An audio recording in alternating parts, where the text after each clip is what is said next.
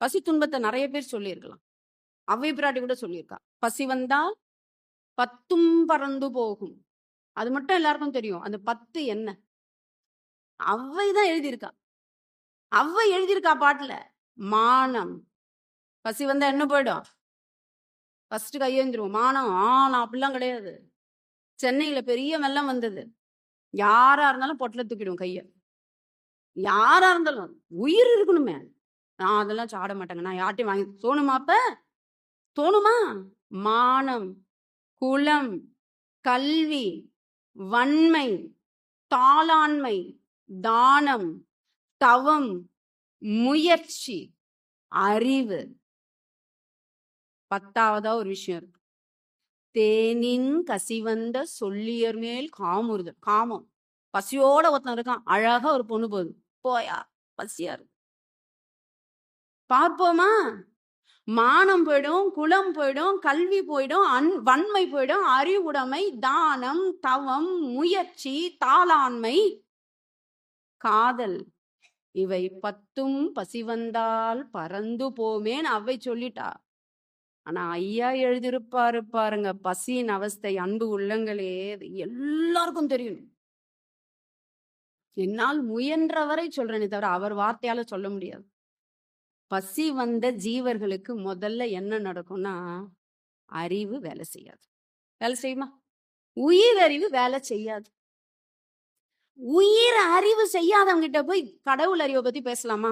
கடவுளை பத்தி பேச முடியும். கடவுள் அறிவும் உயிர் அறிவும் இல்லாதவர்களுக்கு என்ன போயிடும்? புருஷ தத்துவம் வெளிப்படாது, கடவுள் தத்துவம் வெளிப்படாது. புருஷ தத்துவம் இல்லைன்னா பிரகிருதி தத்துவம் வெளிப்படாதே. பிரகிருதி தத்துவமும் போயிடுமே. என்ன சொல்கிறார்? உயிர் அறிவு மயங்கும், கடவுள் அறிவு மறையும், புருஷ தத்துவம் விளங்காது, பிரகிருதி தத்துவம் புழுங்கும். இது 4ம் நடந்துரும். அதுக்கப்புறம் குணமெல்லாம் பேதமாகும். தாமசம், ரஜோ, சாத்விகம் ஒன்னும் இருக்காது. என்ன இருக்கும் அவங்கிட்ட? குணங்கள் எல்லாம் பேதமுறும். அதற்கு பிறகு என்ன எல்லாம், அந்த கரணங்கள் என்னெல்லாம் நடக்கும்? பஞ்சபூதங்களும் புழுங்கும், பிராணன் சுழலும், பிராண சக்தி என்னவா மாறும்? மனம் தடுமாறும், புத்தி நிலைக்காது, சித்தம் கலங்கிடும், அகங்காரம் அழிஞ்சு போயிடும், வாத பித்த ஸ்லேத்துமங்கள் நிலை தடுமாறும். 3 வாயு, அந்த 3 நாடிகள் சொல்லுவாங்களே, அது என்ன ஆகும்? அதற்கு பிறகு கண்ணு பஞ்சடைந்து குழி விழுந்துரும்பா, காது கும்முன்னு ஆயிட்டு காது கேட்காதுப்பா, நாக்கு உலர்ந்து போகும்பா, புலன்களை சொல்றாரு, தோல் ஸ்மரணை கெட்டு போயிடும்பா, மூக்கு அந்த நாசி அழற்சி ஆயிடும்பா, அவனுக்கு சுவாசம்லாம் வராதுப்பா. இது ஞானேந்திரியங்கள். கர்மேந்திரியங்கள் சொல்றாரு, கை கால்லாம் சோர்ந்து போயிடும், வாய் உலர்ந்து போயிடும், வாய் பேச வராது, தொனி மாறிடும், ஒண்ணு பேசுமா வேற ஒண்ணு வரும், பற்கள் தளர்ந்து போயிடும்பா. அதுக்கப்புறம் மலஜலம் வழி வெதும்பி போயிடும். கர்மேந்திரியங்களை முடிக்கிறாரு, அந்த கரணங்களை முடிக்கிறாரு. உள் உறுப்புகள், மூளை சுருங்கும், இதயம் வேகும், ஈரல் வெதும்பும், வயிறு பத்திக்கிட்டு எரியும்பா. வயிறு பத்திக்கிட்டு எரியுமே. இவ்வளவு துன்பங்கள் அவன் அனுபவிக்கிறானே, உயிர் போவதற்கு சமீபத்திய அத்தனை உணர்வும் அந்த பசியில இருக்கவன் அனுபவிப்பானேப்பா. மரண வேதனை, ஜனன வேதனை, நரக வேதனை, அத்தனை வேதனையும் அந்த உயிர் அனுபவிக்குமே. அதுதான்யா பசி தீர்த்தலே பரம புண்ணியம்னாரு ஐயா. சொல்றாரு, அப்படிப்பட்ட துன்பத்தை நீ ஒரு வினாடியில தீர்க்கலாம். எப்படி? சாப்பாடு கொடுத்துரு, சாப்பாடு கொடுத்துரு. இவ்வளவு பெரிய துன்பத்திலிருந்து விடுதலை கொடுக்கிறாயா, அப்ப நீ யாருடா? அதுதான் கடவுள்ன்றார் ஐயா. ஐயா ஜீவகாரணிய ஒழுக்கத்துல சொல்றாரு, கடவுள் வேற எங்க இல்ல. இவ்வளவு துன்பத்திலிருந்து ஒருவன் விடுதலை கொடுக்கிறான், அவன் கடவுளுக்கு சமானம் இல்லையா? அதனால்தான் ஆற்றுவார் ஆற்றல் பசி ஆற்றல், அப்பசியை மாற்றுவார் ஆற்றலின் பின்னுன்னு போட்டான் வள்ளுவன். பசிய ஒருத்தன் பொறுத்துக்கிறான் இல்லடா, அது பெரிய ஆற்றல் தான். துறவிகள்லாம் அதை செய்வாங்க. ஆனா வள்ளுவன் சொல்றான், எவன் ஒருவன் இன்னொருத்த பசிய ஆத்துறான் பாரு, அவனுடைய ஆற்றலுக்கு பின்னாடி தான்டா துறவி கூட போய் நிக்கணும். ஏன்? இன்னொருத்தன் பசி அவனால பொறுத்துக்க முடியல. அதுதான் ஐயா சொல்றாரு, நீ கடவுளை பார்க்கணும்னு எங்கடா தேடிட்டு இருக்கீங்க? பசியோட இருக்கிறவனுக்கு பசிய தீர்த்து சாப்பாடு கொடுத்துட்டு பாரு, அவன் கண்களில் உனக்கு கடவுள் தெரிவார். உன்னில் அவன் கடவுளை பார்ப்பான். ஞானத்தில் யோகம், ஞானத்தில் ஞானம் ரெண்டுமே கிடைச்சிடும். 16வது படி. நேரா நீ 16வது படிக்கு போயிடலாம். நீயும் கடவுளா மாறிடுவ, கடவுளையும் நீ பார்த்துருவ. கடவுளை பார்ப்பது 15ஆம் படி, கடவுளாகவே மாறுவது 16ஆம் படி. ஞானத்தில் ஞானம். இதெல்லாம் ஐயா சொல்லி கொடுக்குறாரு. அந்த ஜீவகாருண்யம்னா என்னன்னு சொல்லி கொடுப்பாரு. அந்த பசிய சொல்லுவார் ஐயா. இந்த அவஸ்தைய சொல்லிட்டு, ஜீவகாருண்யம்னா என்ன தெரியுமா பா? இந்த பசின்ற நெருப்பு பத்திக்கிட்டு எரியும்பா. அந்த சாப்பாடை போட்டு அந்த எரியிற நெருப்பை கொஞ்சம் அவிச்சு அவனுக்கு துன்பத்துல இருந்து விடுதலை கூடியா, அதான்யா ஜீவகாருண்யம்.